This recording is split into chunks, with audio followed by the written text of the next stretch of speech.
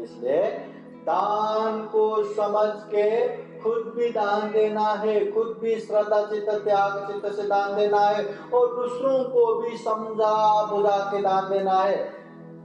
ऐसा जरूरत नहीं कि वो लोग एक ही बार में हजारों। स्वागत है आप सभी का। आप लोग देख रहे हैं बुद्धास टीचिंग चैनल और हम यहाँ महाकारुणिक तथागत बुद्ध और उनके शिक्षाओं के विषय में चर्चा करते हैं।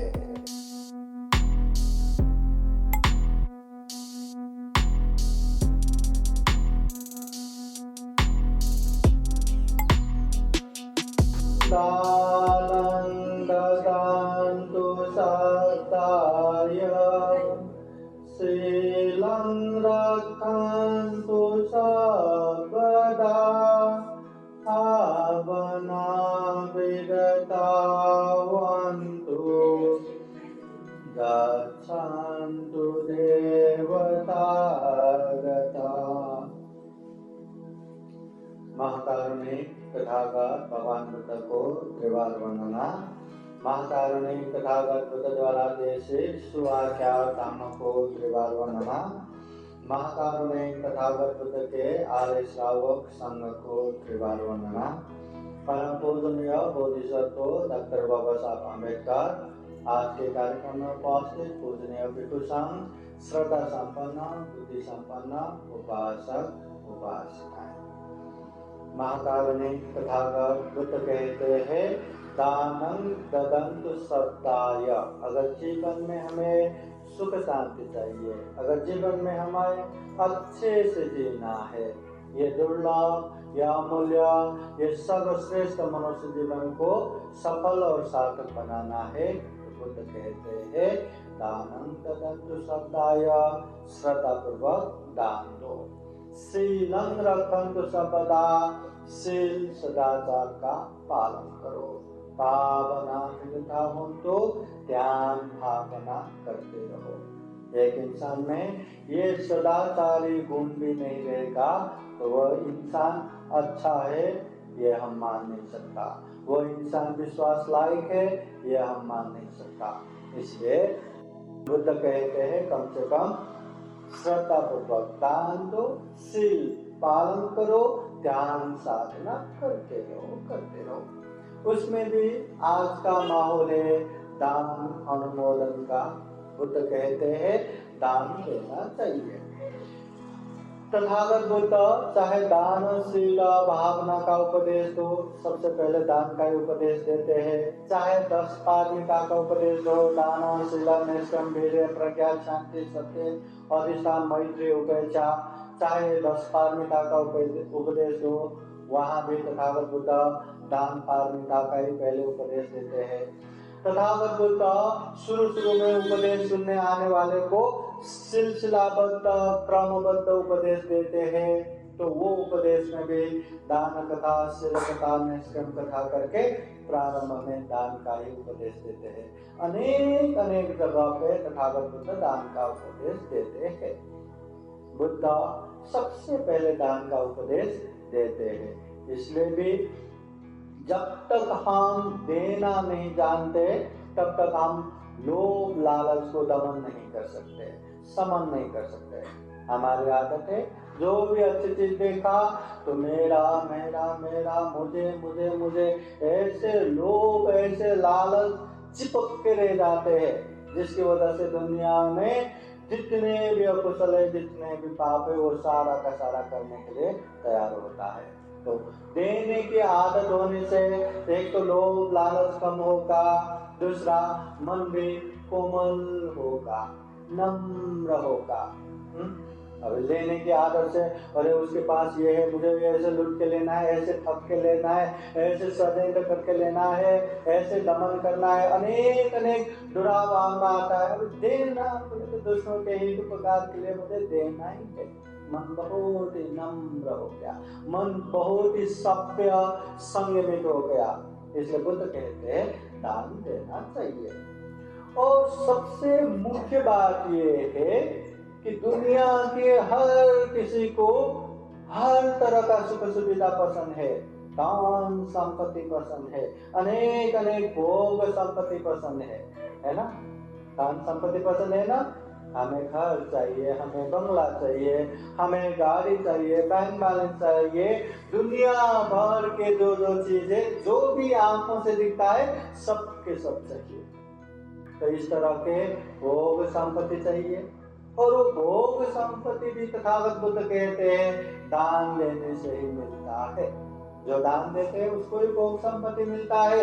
जो दान नहीं देते, मेरा मेरा मेरा करके लोभ लालच से बैठे रहते, उसको कुछ भी नहीं मिलता। और दान संपत्ति तो चाहिए चाहिए, उसके अलावा और एक चीज भी हमें चाहिए, अपना परिवार, अपना बंधु बांधव, अपना मित्र जो हमेशा हमें साथ दे, हर सुख में साथ दे, हर दुख में साथ दे। ऐसे साथ देने वाले अपने लोग भी चाहिए। तो अपने लोग कैसे मिलेगा? बुद्ध कहते हैं दूसरों को भी समझा बुझा के दान दिलाने से अपने लोग मिलता है। बोले तो परिवार संपत्ति मिलता है। हमें परिवार भी चाहिए ना, चाहिए कि नहीं? और परिवार भी कैसे चाहिए? सिर्फ होने मात्र से वो परिवार हमारा काम का नहीं रहता। ऐसे परिवार चाहिए जो हमारे हर बात समझे, हर आवश्यकता को समझे, हर चीज में साथ दे, सुख में साथ दे, दुख में साथ दे, हर चीज को संभाल के लेके जाए। ऐसे परिवार चाहिए, ऐसे बंधु चाहिए, ऐसे मित्र चाहिए।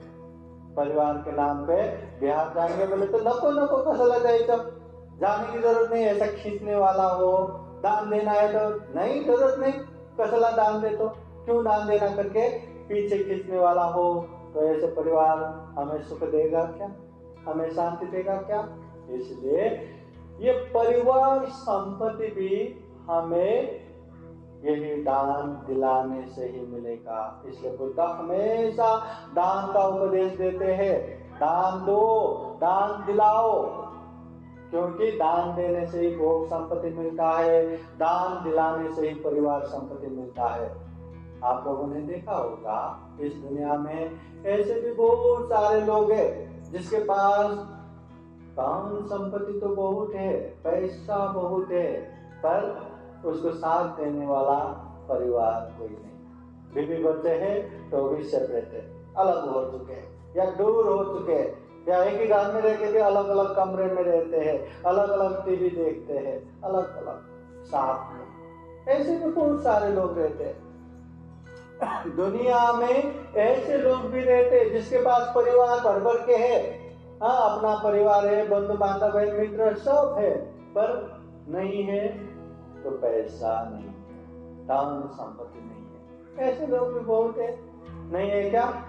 बहुत सारे लोग हैं। और दुनिया में ऐसे लोग भी हैं जिसके पास धन से भी कंगाल और परिवार से भी कंगाल, मतलब धन संपत्ति भी नहीं, परिवार भी नहीं, जो रास्ते रास्ते में भीख मांग के खाते हैं, जहाँ रात हुआ वहीं वैसे ही सो जाते हैं, जिसका कोई भी नहीं, खाने को पैसा भी नहीं, रहने को घर भी नहीं, और अपना भी कोई नहीं। ऐसे तो बहुत सारे रहते हैं इस दुनिया में। और एक प्रकार के लोग ऐसा भी रहता है जिसके पास धन संपत्ति भी भर भर के पड़ा है, घर है, गाड़ी है, बैंक बैलेंस है, सब परिपूर्ण है, और साथ देने वाला अपने लोग भी है, चाहे परिवार हो, बंधु हो, मित्र हो, कल्याण मित्र हो, साथ देने वाले भी दिल से जुड़े हुए बहुत सारे हैं, जो सुख में साथ देगा, दुख में साथ देगा, हर मोड़ पे साथ देगा। ऐसे लोग भी इस दुनिया में बहुत सारे हैं। देखो, जिसके पास धन संपत्ति है पर अपने लोग नहीं है, अच्छा है क्या? सुखी रहेगा क्या? केवल धन संपत्ति मात्र से सुख देगा? जिसके पास अपने लोग हैं पर धन संपत्ति नहीं है, सुखी होगा क्या? धन संपत्ति नहीं होने से कितना चिड़चिड़ा होगा, कितना गुस्सा होगा, कितना माहौल अशांत होगा। धन संपत्ति भी चाहिए, परिवार भी चाहिए, और जिसके पास धन संपत्ति भी नहीं, परिवार भी नहीं, वो सुखी होगा क्या? नहीं, वो तो सबसे ज्यादा दुखी। और जिसके पास धन संपत्ति भी है और साथ देने वाला परिवार भी है, वो सुखी होगा? जरूर होगा। दुनिया में सबसे सुखी, सबसे अच्छा वही है जिसके पास धन संपत्ति भी है और जिसके पास साथ देने वाला अपने लोग भी है। अभी तथागत कहते हैं दुनिया में दान देने के हिसाब से 4 प्रकार के लोग रहते हैं। जितने भी दुनिया में लोग हैं, यही 4 प्रकार में विभाजन कर सकते हैं। पहला, जो दान देते हैं, दूसरों को नहीं दिलाते। दूसरा, जो दूसरों को तो समझा के दिलाते हैं, पर खुद के दान देने की बारी आई तो बहुत कंजूसी करता है, दान नहीं देता।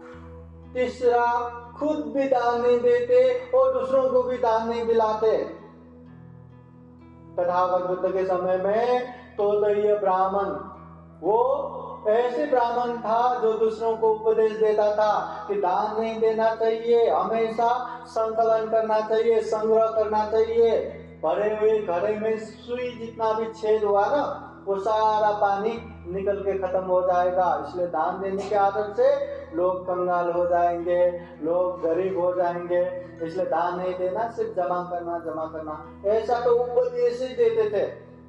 इतना करोड़ों धन संपत्ति के मालक वो ब्राह्मण लोग को उपदेश दे के न खुद दान देते थे, न दूसरों को दिलाते थे। मरने के बाद वो सारा धन संपत्ति वैसे के वैसे छोड़ के गया, कुछ भी लेके नहीं गया। और वो धन संपत्ति के लालच में वही घर में कुत्ता होके जन्म हो गया, है ना। इतना धन संपत्ति के मालक न जाने कितना दान पुण्य कर सकते हैं, कितना कुशल महाकुशल कर सकते हैं, कुछ भी नहीं किया। इसलिए जो खुद भी दान नहीं देते, दूसरों को भी दान नहीं दिलाते, ऐसे लोग भी है।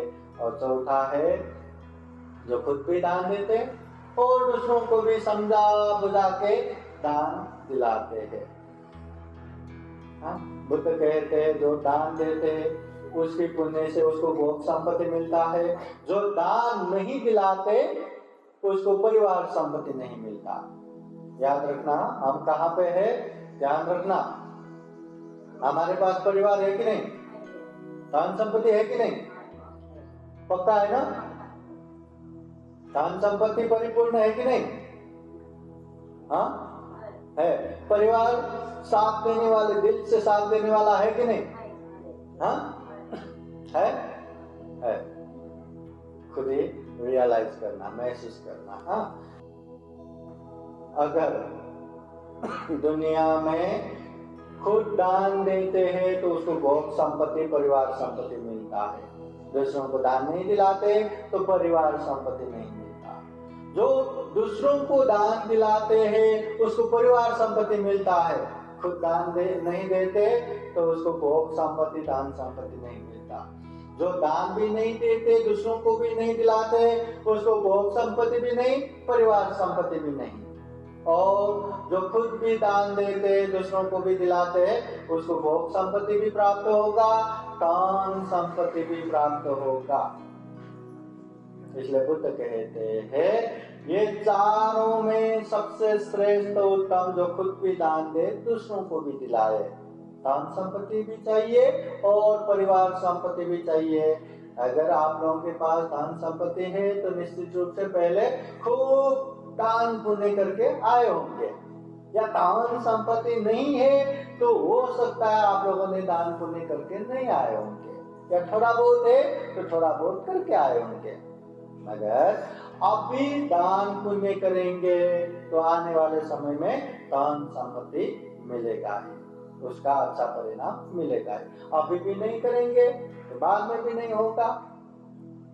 अगर हम दूसरों को दान दिलाते हैं तो अपने लोग मिलता है, तो अपने लोग है ना, दिल से साथ देने वाला है ना, है।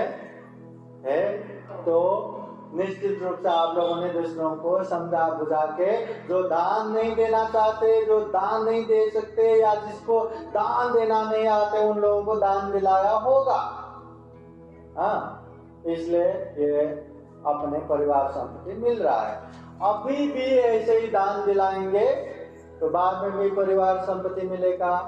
या अभी दिल से साथ देने वाले अपने लोग नहीं है तो हो सकता है हमने दूसरों को दान नहीं दिलाया, खुद ही दान दे के बैठे होंगे, अभी भी वैसा करेंगे तो बाद में भी अपने लोग नहीं मिलेगा।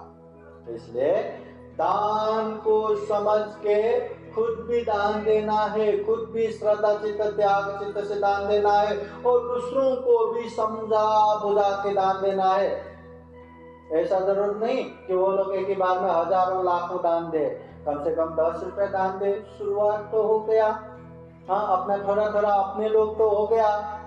समझा बुझा के दान देना चाहिए। और जिस तरह से आज यहाँ सम्राट अशोक बुद्ध विहार में जो भोजन का आयोजन हुआ ना, सब लोग मिलके थोड़ा थोड़ा लाके, है ना, जिसने आयोजन किया उसका पुण्य तो हो ही गया।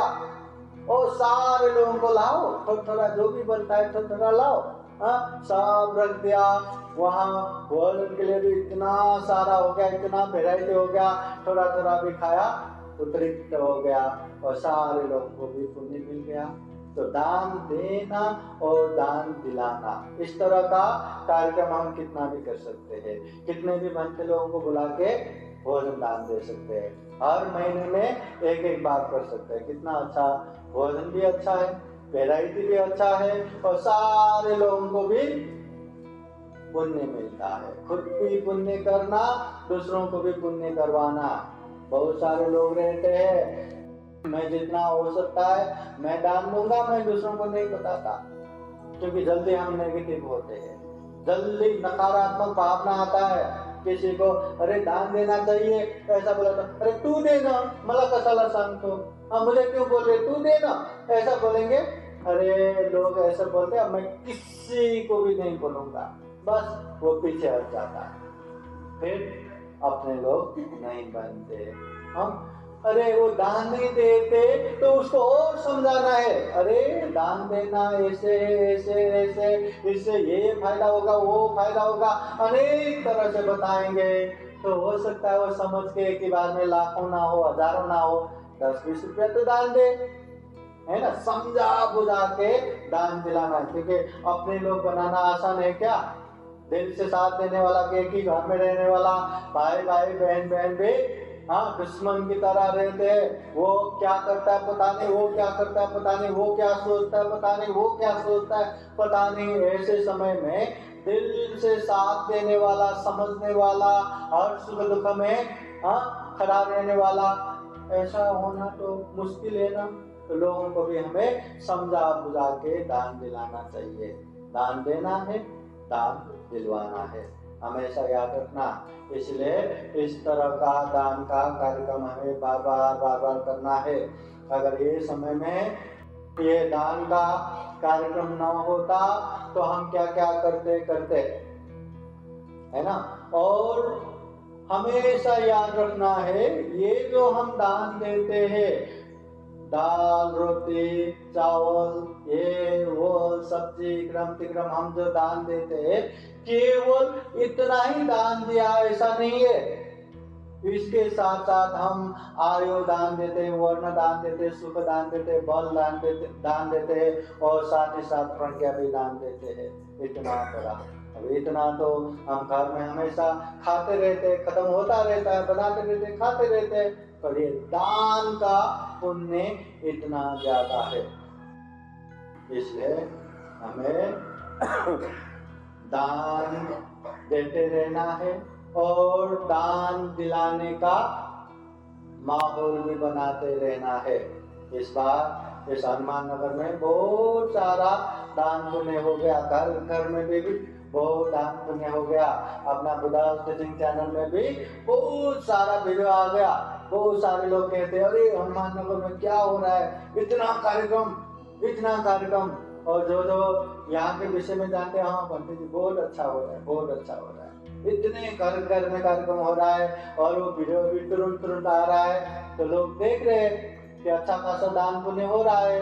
हनुमान नगर का कितना मतलब यहाँ वहाँ सब जगह पे पता चल रहा है। इसलिए ऐसा माहौल बन गया तो बनाते जाओ, 4 चीज ध्यान रखना है। अच्छा है तो समझ लो अच्छा है, उसको बचाना है, बढ़ाना है। दूसरा, बुरा है तो बुरा है समझो, उससे दूर होना है, खत्म करना है।